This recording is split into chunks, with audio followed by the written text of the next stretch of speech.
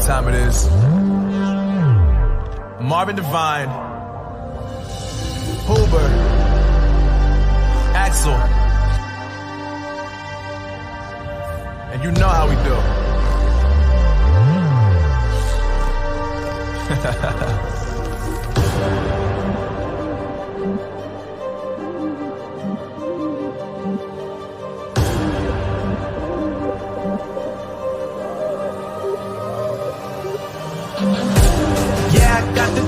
Yeah, I got the juice. Whip game cool, make them look like cool. Always play it cool, that's the biggest rule. Forget what they doing, keep on doing.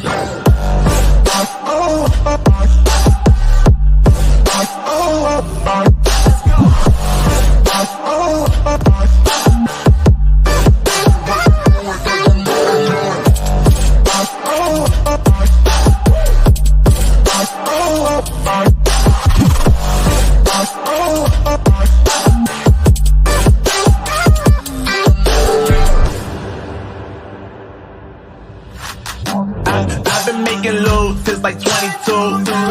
Ask me how I made it right here in the booth. I'm always pursued cause of what I pursue. That's greatness, yeah, I gotta make it, I got things to lose. Boy, just wanna get in my crew, but you can't get in my crew. Me, XL, and Huber, way too fireable. When this joint drop, better call the troops. And when you hear the drop, better raise the roof. Better raise the roof. You already know what happens when we link up. Let's go. Yeah.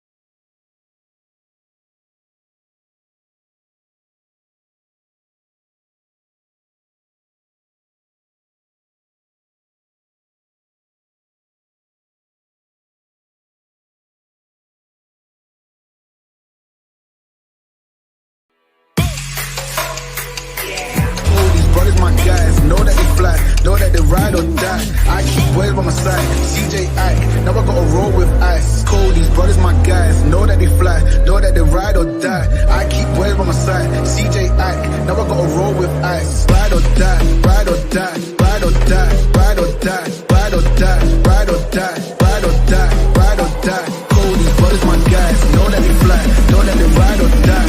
I keep waves by my side, CJ Ike, now I gotta ride or die.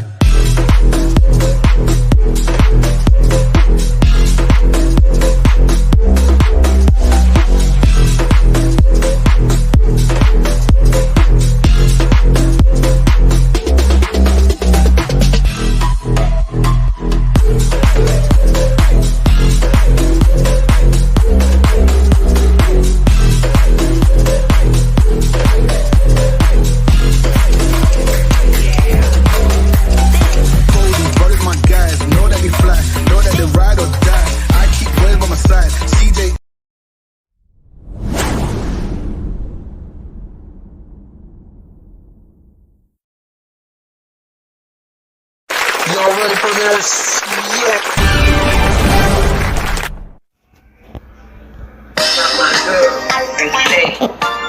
This is the Lisa Baxter Show, giving you the 411 and the kid me one.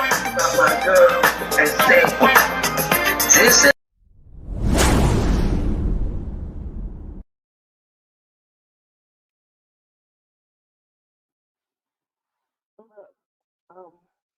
I need dialysis, and I want to go, and I want to get on the transplant list, Bianca. What you mean you want to get on the transplant list? I'm a party animal. I'm a party girl. I don't get sick. You might get sick, Tilly, but I don't get sick. Well, we share the same body, and believe it or not, it was mine first. And you know I can't see without my glasses.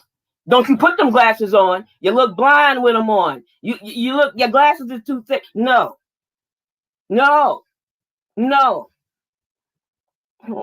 I think we need to go to the doctor or something, because we need maybe mental or mental. You mental. I ain't never been mental. Stop taking all them pills. One time I woke up and we was at dialysis. Now what we mean at dialysis? Well, my kidneys needed to be cleaned, and I didn't want to get sick. You get that taste in your mouth, you start blowing up, and then the social worker them start calling you because some of them care, but not all of them. But some of them do care. Bianca. Listen, you better get yourself together. Because we going to party. Matter of fact, we going out partying tonight. So you stay in. I'm going out. All right? And you can look at that show you like so much. Lisa Baxter. Lisa this, Lisa that. She's sick herself. All them family members ill and got that polycystic kidney disease. Don't tell me nothing else about her. Because this is the Lisa Baxter Show. Giving you the 411 in the kidney world. Happy Sunday, and how are you? Oh, I hope you're good and fine because we got a fantabulous show for you tonight. That is so right. Before I tell you about my sweet, beautiful guest, I just wanted to show you this one thing. This is a pillow. And when you have back problems or issues, you can actually put it, you have to sleep with it between your legs. They bend it that way. So I wanted you to see this part and see that part. I got it from Walgreens, and I really needed it because how it was with my procedure and everything. But I love to share with y'all because y'all were sharing something with. How about that? Yes, Lord. Yes, Lord. I'm telling you right here. Okay.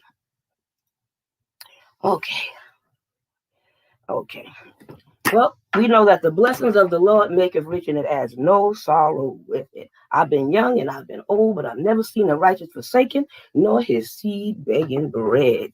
Thank you, God, for that good word. Got to eat it and got to live off of it. How about that? Well, anyway, here is our wonderful guest. She has so many degrees, more than a thermometer, if you ask me. She's a LSW. She got her KSAT and everything. She's a mother.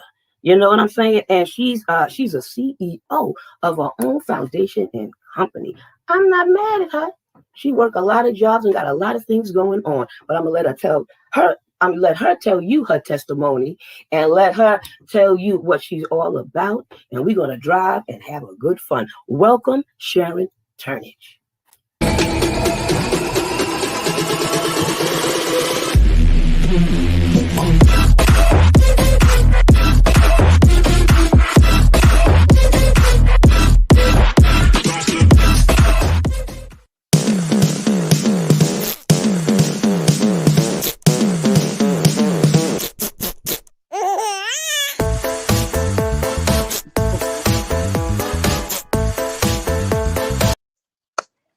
A lot of the guests like the music. I was in the background like this. Oh my That's goodness. so wonderful. I am so glad I was able to get you on the show. I can't hardly believe it. Yes. Thank you so much. Well, first of all, I want to say thank you for that introduction. I totally love it. And you made me just realize that I do so much, but I'm very humbled at the same time. I feel like that's my purpose. And so to hear it all, I was like, wow, that is me. Well, I'm glad somebody believes me because every time I say that, they be saying, who's she talking about? Somebody was giving me an award and said something, and I was wondering who they was talking about too. If they didn't tell me to get up, I didn't even know it was me. I'm like, what? Yeah. I said, this woman sounds amazing. Oh my God, I want to meet her. Oh man, I fainted almost when they said Lisa Baxter. But yeah. I ain't mad at you, and you deserve all of what I said and more. Wow. I'm just so proud of you with everything you're doing. I don't even know where to start, but I'm going to start with your degrees in business.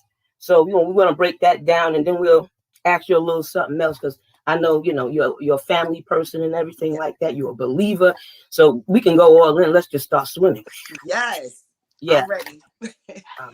So okay, you're a LSW. Yes. And all right. What does that entail? Okay. And then we'll go to the KSAC. Perfect. So I'm a licensed master social worker. I have my LMSW, which means that I'm a licensed clinician. I provide psychotherapy to patients. I also do case management, and my main focus is palliative care, because I like to work with people that are going through life-threatening illnesses or maybe at end of life. And so that's my specialty. I also specialize in grief counseling, and I specialize in crisis and trauma therapy. Wow. I'm on what? Mm-mm-mm. I know Bianca and them needed you, honey. They was having some bad not moments, psychological.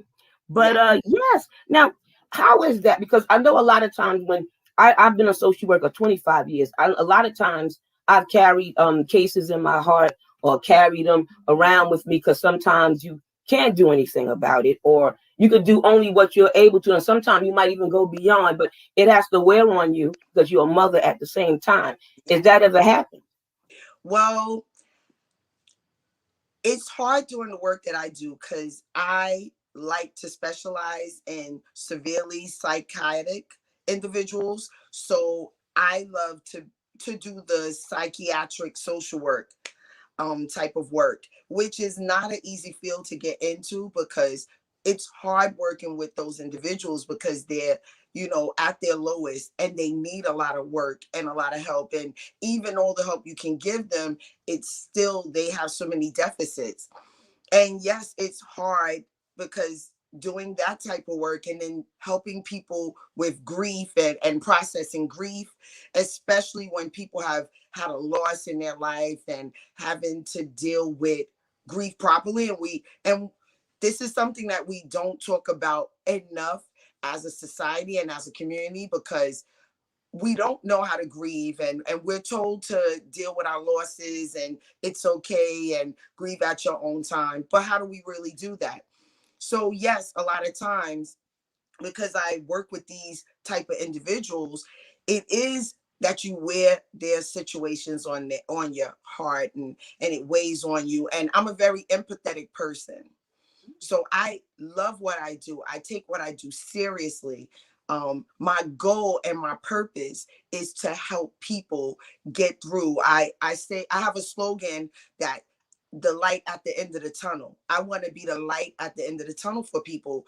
So in doing that, like I said, it wears on you at times, but the plus of it all is that I get to be that change in someone's life. I get to pull people through the darkness and bring them to the light. That's such a rewarding thing. I can't explain how much gratitude I feel in Mm. doing that. So it makes everything the better for it.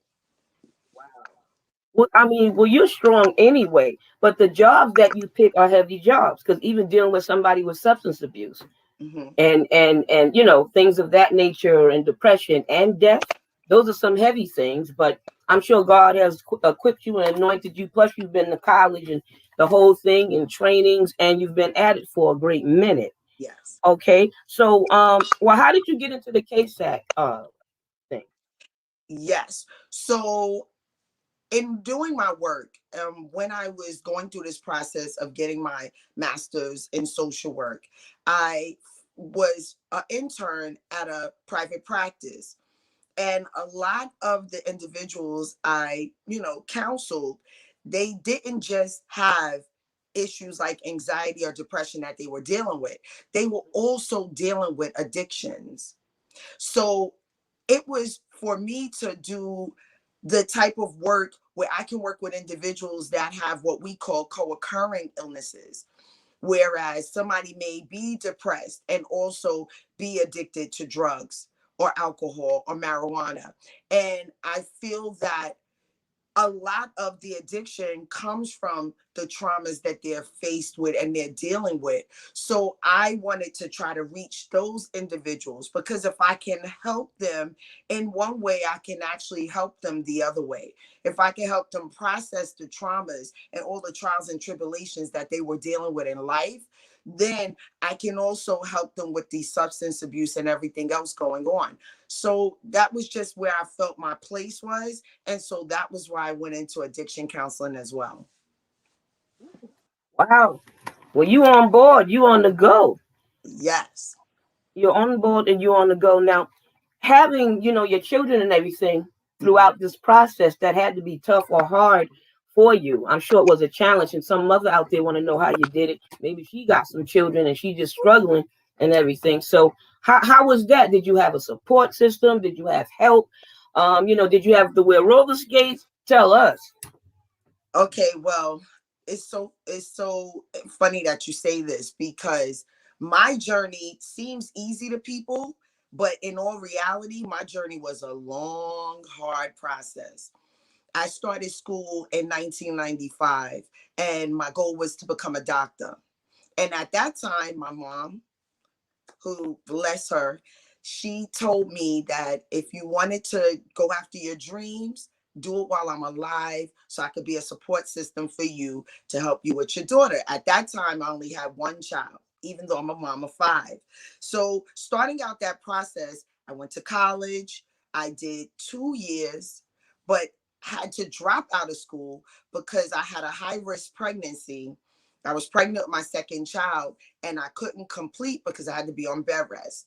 So I had to drop out of school. I had one child, and of course, one child turns into two, and then two, and then it wasn't like I could just go back, So what I had to do was just start to become a mom, raise my children, all the while just wanting to still achieve that goal of completing my degree. I was able to go back in 2005. I had the support of my mom, my family, my neighbors. I had the support of my teachers who did not want me to give up. So, and I want to brag about my school. I went to CUNY York College in Jamaica, Queens. I'm from Jamaica, Queens myself. And they told me, even if I had to bring my children, sit in that classroom and get an education. So all of this support allowed me to then graduate in 2008 with my degree in psychology with a minor in biology and I pre-med. love York. I went to York. Keep going. I just want to throw Listen, that in there. and I just want to say this to the people out there because a lot of times we want to go away to college. We feel we need to be on certain campuses and everything else. And I just want to say that my experience at York was so nurturing.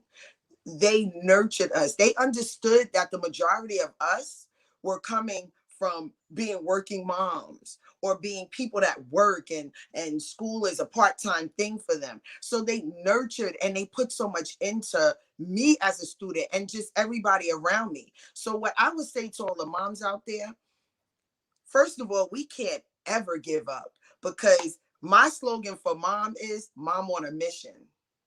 So we're not MOM, just right? moms, we're moms on a mission. And my mission was to show my children that regardless of what circumstances, I can complete my degree and I can become anything out here. And so you stick with it, you find you don't have to worry about going away thinking about what the young, kids with no children do. You find what works in your capacity. So as a mom, you go to that neighborhood school, you go to a CUNY school, one of the best educations I ever received. And they will nurture and work with you as parents and they will get you to the end goal, which is graduating with my degree in 2008. Touchdown. Didn't go there. Yes, I ain't mad at you. I ain't mad at you now. You went to college. You've been yes, a mother, and you even with those challenges, you had more challenges and still finished. I'm very blown away with that. You've also what was it? Quadruplets, right? You had yes, right. You were yes. pregnant with So, quadruplets. because this wasn't an easy road for me. So, as much as I sit here and I'm smiling and I'm in such a good place, Looking I got, beautiful too. God done thank rubbed you, that oil all over you, Shando. He done thank anointed you. you. Go on and tell that story. 52, 52, 52. And but I want people out there to know that I also had many tragedies in my life. People have compared my life to Job in the Bible, where Job had so many trials and tribulations. that he had to experience. So in 1993, I was pregnant with a set of quadruplets, and my babies went to approximately like 24 weeks. And then because I'm a high risk pregnancy and I wasn't able to hold the pregnancy, I had them. So I lost 4 boys. And some people say quadruplets, did you have in vitro? No. 4 boys, natural conception, 2 sets of identical twins. And at the time when I lost my boys, people had told me, well, you were going to have 4. I know you're happy. I know you didn't really want 4 boys. So I dealt with my grief in silence. And I felt that I didn't have a right to be sad about my situation, to mourn my situation because of other people's opinions of the fact that I shouldn't have had them, that I kept living with life. I never processed my trauma. I never processed my grief. So in 2000, I had a daughter. I got pregnant again. And that pregnancy was high risk as well. I have issues with having babies. The doctors told me after my first pregnancy that I wouldn't be able to have any more, but I still was getting pregnant. And even though I lost the boys, I had so much hope for this pregnancy. But in 2000, I lost my daughter. And that was a tragedy that shifted my entire life, because I felt like this time around, I'm going to process my trauma. It's going to be okay for me to grieve and miss my baby and want my baby to be here. The grief moment that I didn't have with my 4 boys. So I came to the realization that I lost 5, and I took that time to grieve, which was not easy. And a social worker helped me come out of that moment. And so that shifted my life and sent me, instead of wanting to go to school to be a doctor, which I was on the path to do, it shifted and sent me on a path to wanting to become either a psychologist, a social worker, but somebody that helps people not physically, but mentally.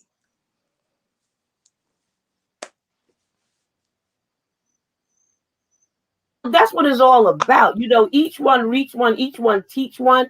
I mean, some things that we go through is not always just for us. It's for us to help somebody else with it or somebody else through it, and you giving back. And we're all trying to give back. Like what I call turning pain into purpose. So many times we go through tragedies and traumas and pain in our life, and it depends on what we do with that pain. Sometimes people take that pain and then they become suicidal, or they're depressed, or they go to things like alcohol and drugs and everything else and that's how they process it.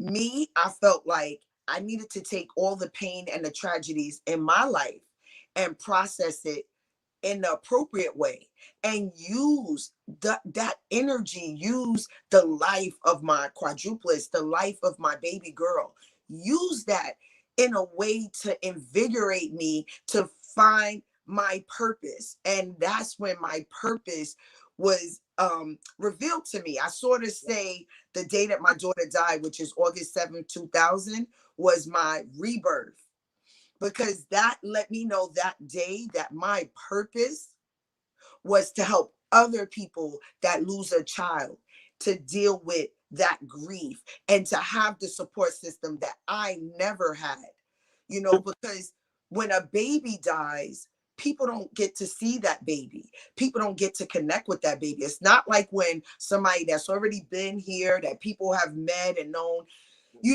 people that have miscarriages or people that have babies that die at birth, like my daughter died 26 hours later. Nobody connected, so they don't understand the grief. So I started a nonprofit to be able to help those individuals hold their hands and help them deal with the grief.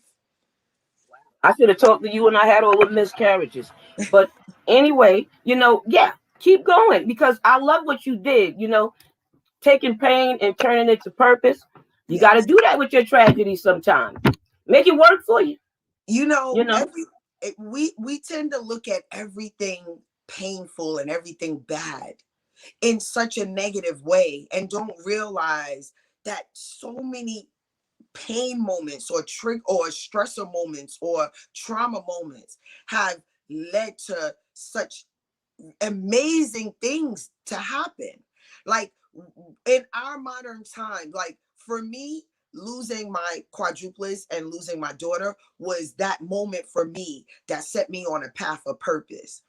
We have in this generation right now, we just experienced George Floyd and how unfortunate that was. But that one moment invigorated all of us. It put so many people on a path to purpose. And that's what turning pain into purpose for me means. I dealt with my losses. I processed my losses. And then I said, my babies, they will never die. Their spirit will live on in the work that I do, in helping the next individuals to deal with their issues, especially when it comes to infant loss. Because I don't know if people out there realize there's 4 million births and there's 1 million losses. So 1 in 4 mothers is going to experience losing a baby at birth, whether it's through miscarriage or stillborn, or like I did after 26 hours, but 1 million women. And we don't even talk about it. It's not something that is expressed. And then we won't even get into the maternal mortality rate is for in the US is similar to some third world countries. And then for people like myself, who is African American, our numbers are 2.5 times that of others, which is so many families dealing with this grief, not having any resources or anywhere to go to. So that is my purpose. To the point to whereas, as you can see on my shirt, I started a nonprofit called the Talent & Co Foundation. And the purpose of that foundation is to promote, educate, and spread awareness about infant loss, maternal loss, and childhood life-threatening illnesses. And it's to really just let people realize how this is going on, and it's not even being spoken about, and that all these families are suffering and dealing and not having anywhere to go. Well, you bringing it and you're putting it together. I mean, wow. Who would have known all of this comes together? This is how God wants it a lot of times. Your mother was my babysitter. She was Yes. the mother of our church and everything like that. And I went to her when I was going on dialysis, because Rochdale was right there. The doctor office was there. When they gave me the crazy news or whatever, I went to your mother, a praying woman, a loving woman, a woman with a phenomenal testimony. Yes. You know what I'm saying? And really spoke into our lives and stuff like that. So it just made us family because we go so way back even before you was born. So I ain't mad at you, but I love it, what you're doing. And I know that some of you talk a little bit about the foundation so people will know. You have any websites, emails they could contact you, because your mother and father had to deal with cancer, and then the baby. So tell us how you wrap that up into a nice bow that was tragic, but exactly. So like you said, I am the proud owner of the Talent & Co Foundation, which is that's my baby. And that foundation was started the idea was started in 2000, but incorporated in 2006. And in in my baby's memory, I just helped so many individuals. And the nonprofit has a website. Like I said, the name of the nonprofit is the Talent & Co Foundation. The website is TNFI for Talent & Co Foundation Incorporated. So TNFI.org. I'm on Facebook. The foundation is on Instagram, TNFI. And we also have so we also have merchandise and stuff so you can support the movement. What I do is, through my nonprofit, I help families, whether I help them bury their babies, provide funeral monies for funerals, or financial assistance. I help them with their needs, bedside assistance, support groups. So I just want you guys to know out there, if it's anybody you know that lost a baby or dealing with a child with a life-threatening illness, I provide support groups, and I will also do one-on-one counseling. So, and a lot of it is volunteer because, like I said, it's a nonprofit, and this is just what the goal is to do. I also wanted to bring up the fact that, because I said I've had tragedies, and when you think you are done with all the tragedies in your life and your life is just going the way it needs to be, once again, another tragedy struck. So I had already lost my father to cancer when I was a young girl. And in 2009, my mom was diagnosed with cancer, as well as my son, Lewis Danvers, was diagnosed with blood cancer as well. So I had my mom, who was terminal at the time, and my son, who was fighting for his life. And I had to deal with that. So, for one, I want to tell you that even when you think all the tragedies is done and your life is smooth, once again, tragedies can happen.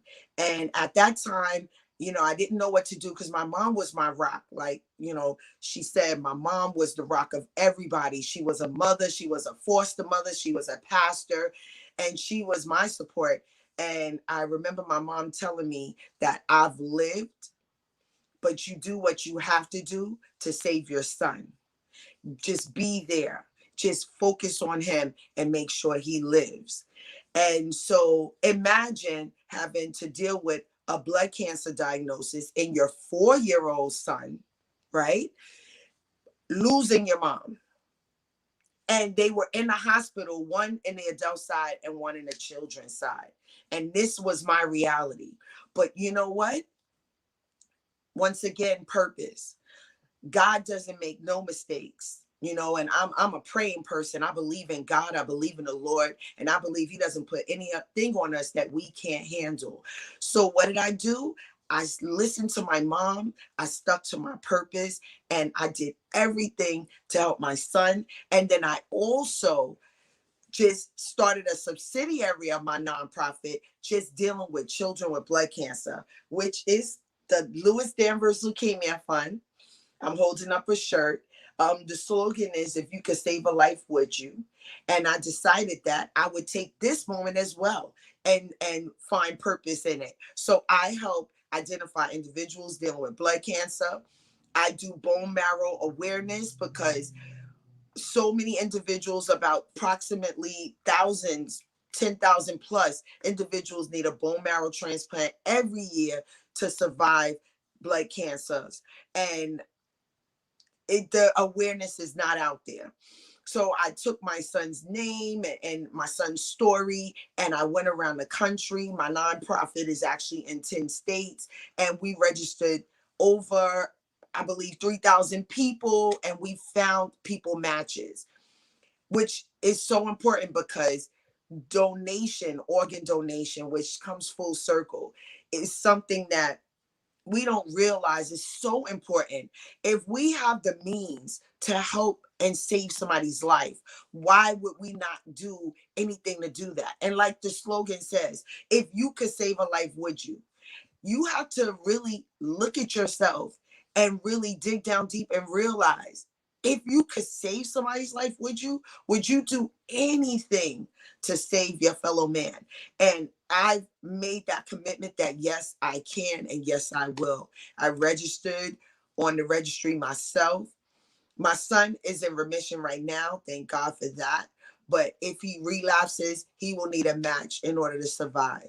So I just want to put this out there to anybody listening to this. If you are willing to just swab your cheek to become somebody's match and put yourself on that registry, please do that. Do it in the name of me. Do it in the name of my son. Thank you.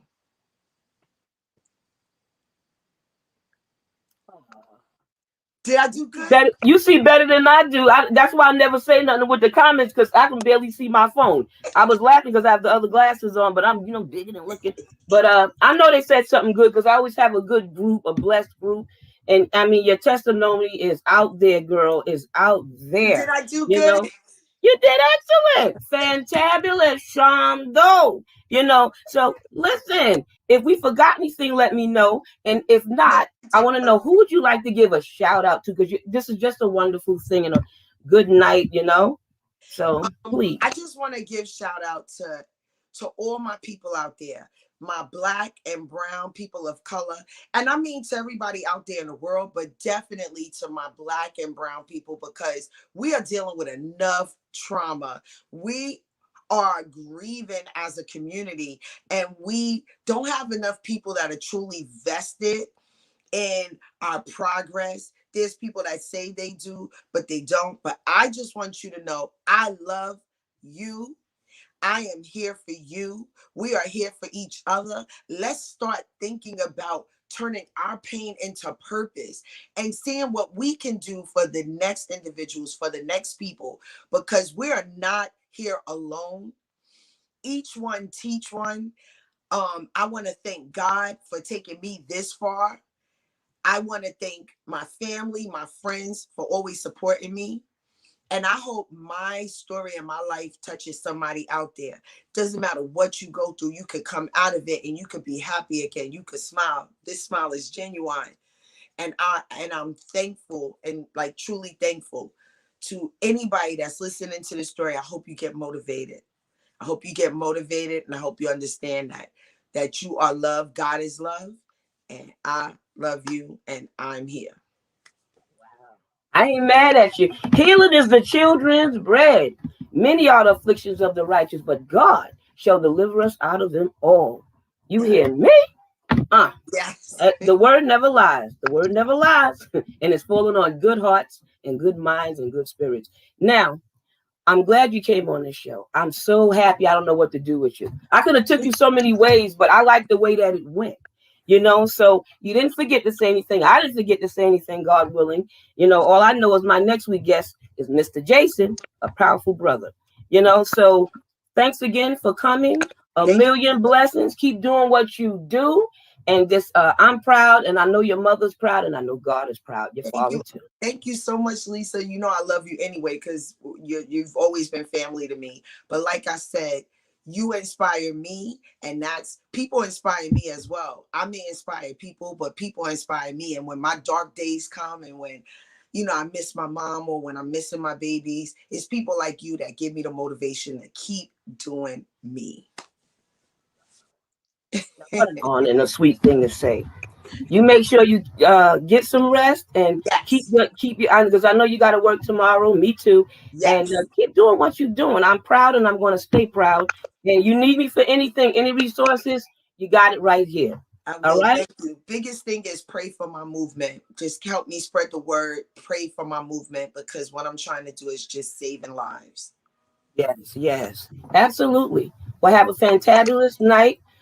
Rise Up East New York does the same thing in the Dreyfus Foundation, who I work for as a health campaign manager. We all trying around here, and we all want to build the person up. Let's not fix a little thing when they got 10 things wrong. We try to get a little more than just one thing to help them with, but you just do the best you can. If it's one, it's one. But I ain't mad at you. Love you to the moon and back. And yes. Thank you. And God blesses everybody, and pray. If anything else, give it to God. God is our Father, and He heals all hearts. Believe me. Good night. Now, guys, you have truly 100% heard it. And I'm telling you, was that beautiful or not? That was excellent. So I thank you for tuning in. I thank you for always being a blessing. I thank you for praying for me and my family because of the loss of my cousin, Tanya Brown. I had one cousin about almost 2 weeks ago, and now another one. So thank you for holding us up in prayer. Please continue to pray for the Browns, the Johnsons, the Crosslands, all of us, the Baxters. All right? So I love you, and I'll see you next week. V for victory. Take care of your kidneys, and they'll take care of you. Good night.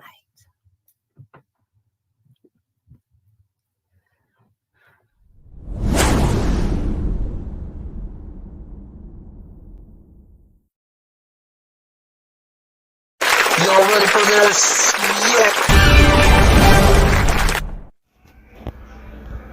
My girl, and say, this is the Lisa Baxter Show, giving you the 411 and the kidney one.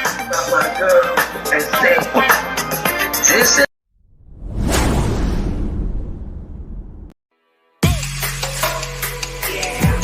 Brothers, my guys, know that they fly, know that they ride or die. I keep boys by my side, CJ Ike, now I gotta roll with ice. Cody's brothers, my guys, know that they fly, know that they ride or die. I keep boys by my side, CJ Ike, now I gotta roll with ice. Ride or die, ride or die, ride or die, ride or die, ride or die, ride or die, ride or die, ride or die. Cody's brothers, my guys, know that they fly, know that they ride or die. I keep boys by my side, CJ Ike, now I gotta ride or die.